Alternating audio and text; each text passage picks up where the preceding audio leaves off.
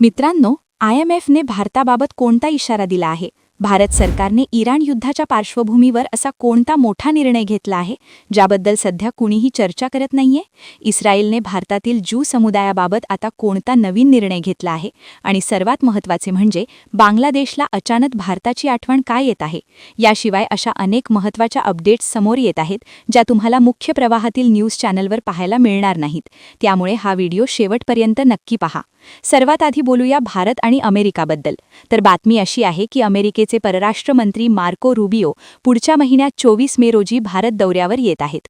Donald Trump अमेरिकेचे राष्ट्राध्यक्ष बनल्यापासून Marco Rubio एकदाही भारताच्या दौऱ्यावर आलेले नाहीत आणि इराण युद्धाच्या धामधुमीत होणारा हा त्यांचा पहिलाच भारत दौरा असणार आहे. मार्को रुबियो भारतात आल्यावर आपले परराष्ट्र मंत्री एस जयशंकर यांच्यासोबत महत्त्वाची बैठक करतील आणि त्यासोबतच पंतप्रधान नरेंद्र मोदीजी यांचीही भेट घेतील. ही भेट स्वतंत्र असेल की भारत सध्या क्वाड देशांच्या परराष्ट्र मंत्र्यांच्या बैठकीचे यजमानपद भूषवत असल्याने त्या निमित्ताने ते येत आहेत हे अद्याप स्पष्ट झालेले नाही. क्वाड बैठकीबद्दल अद्याप अधिकृत पुष्टी मिळालेली नाही, कारण जर पुढच्या महिन्यात ही बैठक होणार असती तर आत्तापर्यंत आमंत्रणे पाठवली गेली असती. पण शेवटच्या क्षणी काय होईल हे सांगता येत नाही. मात्र 24 मे रोजी मार्को रुबियो भारतात येणार हे आता निश्चित झाले आहे. दुसरी अपडेट भारत, इराण आणि अमेरिका यांच्या संदर्भात आहे. तर भारत सरकार इराणमधील चाबहार बंदरातील आपला हिस्सा विकण्याच्या तयारीत असल्याची मोठी बातमी समोर येत आहे. मात्र यामध्ये एक महत्त्वाची अट सुद्धा आहे.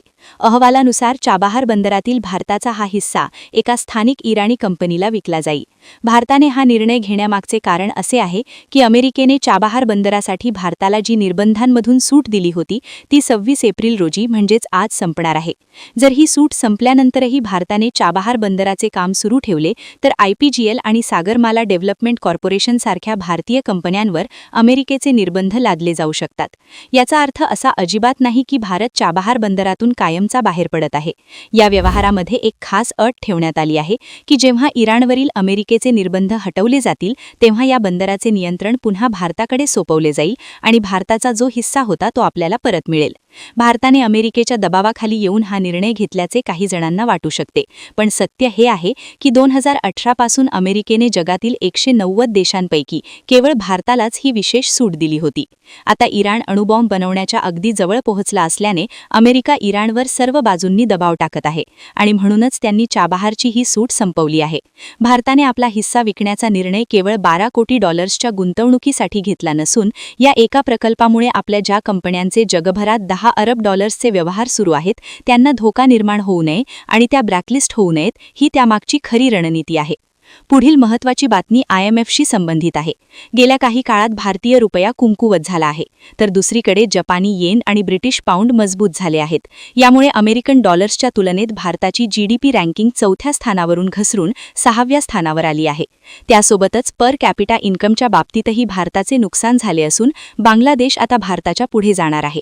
IMFच्या मते यावर्षी बांगलादेशचे पर कॅपिटा इन्कम $2,911 असेल तर भारताचे $2,812 राहण्याचा अंदाज आहे.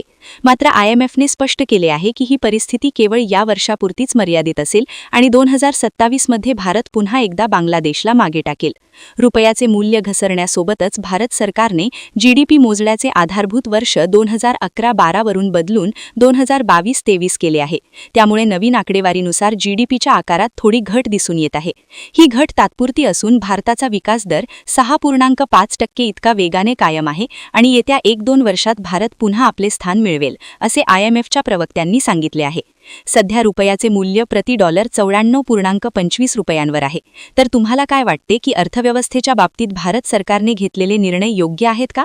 तुमच्या प्रतिक्रिया कमेंट्समध्ये नक्की कळवा. पुढील अपडेट भारत आणि इस्रायलमधील संबंधांबाबत आहे. इस्रायलने भारतातील ईशान्य भागात राहणाऱ्या ज्यू समुदायाच्या लोकांना आपल्या देशात पुन्हा वसवण्याची प्रक्रिया सुरू केली आहे. या अंतर्गत 250 जणांची पहिली तुकडी नुकतीच इस्रायलमध्ये पोहोचली असून इस्रायल सरकार त्यांना नागरिकत्व, पासपोर्ट, नोकरी आणि घराची सुविधा देणार आहे. ईशान्य भारतात विशेषतः मणिपूर आणि मिझोरममध्ये बनई मिनाशे नावाचा ज्यू समुदाय राहतो, ज्यांचे पूर्वज शेकडो वर्षांपूर्वी भारतात आले होते. इस्रायल सरकारने 5,000 800 जणांना भारतातून आपल्या देशात नेण्यासाठी 27 दशलक्ष डॉलर्सचे बजेट मंजूर केले आहे आणि 2030 पर्यंत टप्प्याटप्प्याने हे स्थलांतर पूर्ण केले जाईल. शेवटची मोठी बातमी बांगलादेशबद्दल आहे. बांगलादेशमधील सत्तेत असलेल्या तारिक रेहमान यांच्या बांगलादेश नॅशनलिस्ट पार्टीने भारतीय जनता पार्टीशी राजकीय संबंध प्रस्थापित करण्यासाठी पुढाकार घेतला आहे. तारिक रेहमान यांनी स्वतः भाजपा अध्यक्षांना पत्र लिहून राजकीय सहकार्याचा प्रस्ताव दिला आहे. ऐतिहासिकदृष्ट्या BNP पक्ष नेहमीच भारतविरोधी राहिला आहे, पण नव्या सरकारचा भारताबाबत इतका मवाळ दृष्टिकोन असेल अशी आपल्यापैकी कोणीही अपेक्षा केली नव्हती. कारण प्रोफेसर मोहम्मद युनिस यांनी जी दोन्ही देशांमध्ये परिस्थिती निर्माण केली होती आणि संबंध ज्या प्रकारे बिघडवले होते ते पाहता बांगलादेशसोबतचे आपले नाते कधी सुधारेल असे वाटत नव्हते.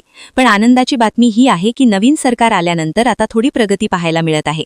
आजचा हा व्हिडिओ जर तुम्हाला माहितीपूर्ण वाटला असेल तर याला लाईक करायला विसरू नका आणि आपल्या मराठी माणसांपर्यंत ही महत्त्वाची माहिती पोहोचवण्यासाठी हा व्हिडिओ जास्तीत जास्त शेअर करा. अशाच नवनवीन आणि महत्त्वपूर्ण घडामोडींसाठी आपल्या चॅनलला सबस्क्राईब करायला विसरू नका. लवकरच भेटूया पुढच्या व्हिडिओमध्ये. तोपर्यंत जय हिंद, जय महाराष्ट्र.